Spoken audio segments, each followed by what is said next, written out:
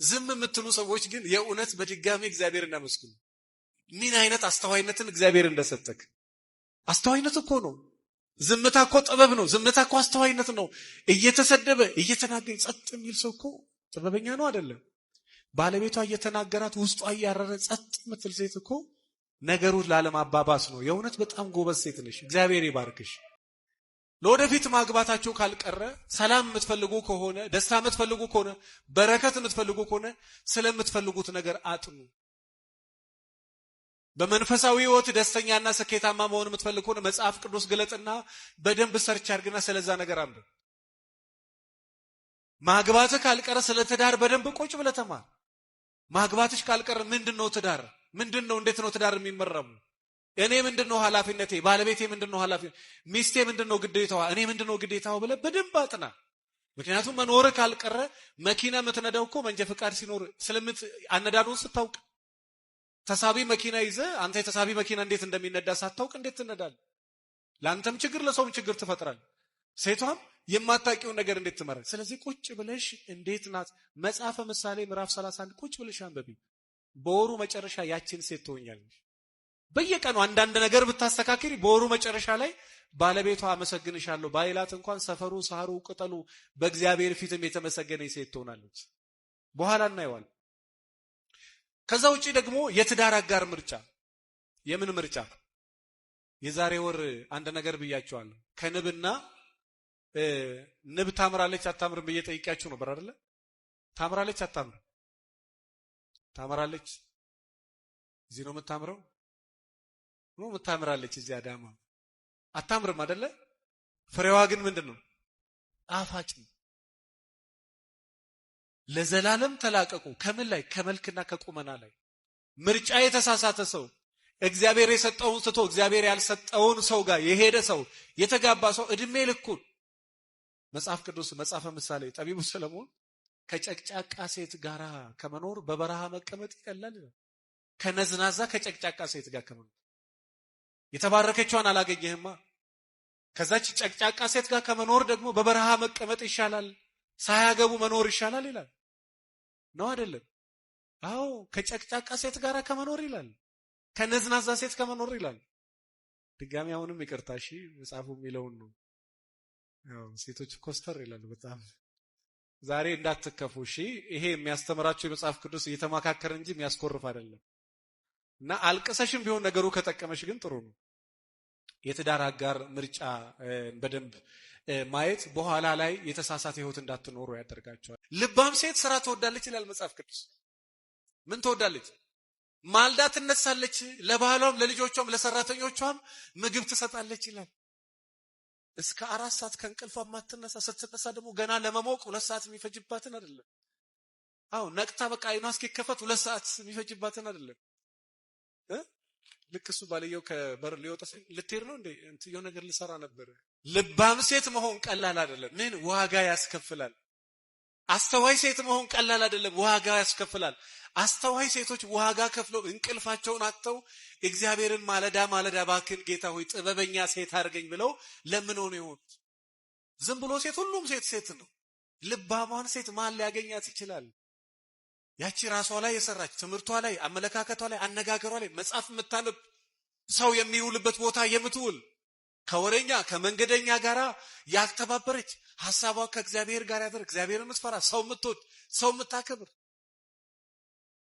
አዎ ለይስሐቅ የተመረጠችውን ሚስቱን ታስታውሳላችሁ?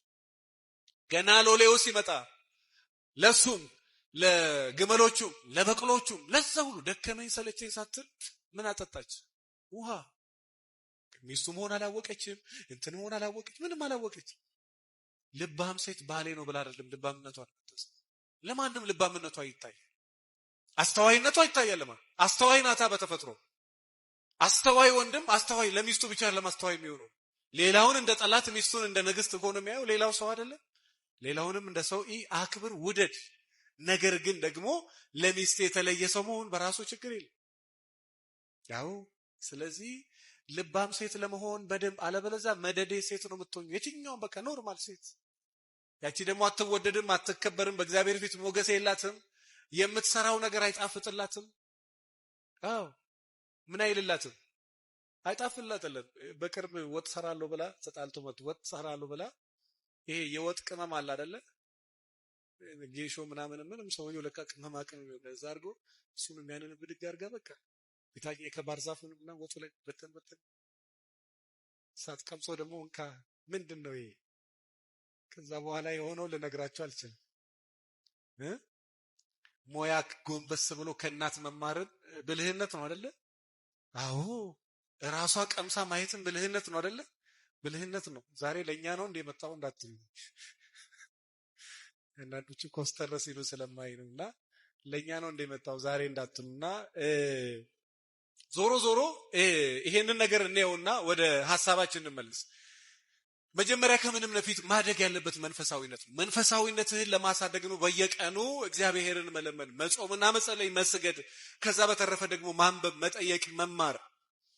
ከዛ በኋላ ምንድነው ጠንካራ የሆነ መንፈሳዊ ህይወት ከገነባ የዚህ ዘመን ሴቶችንና የዚህ ዘመን ወንድ ባህሪውን ማየት ከፈለጋችሁ ሁለተኛ ጢሞቴዎስ ምዕራፍ 3 ከቁጥር 1 ጀምሮ አንብቡ።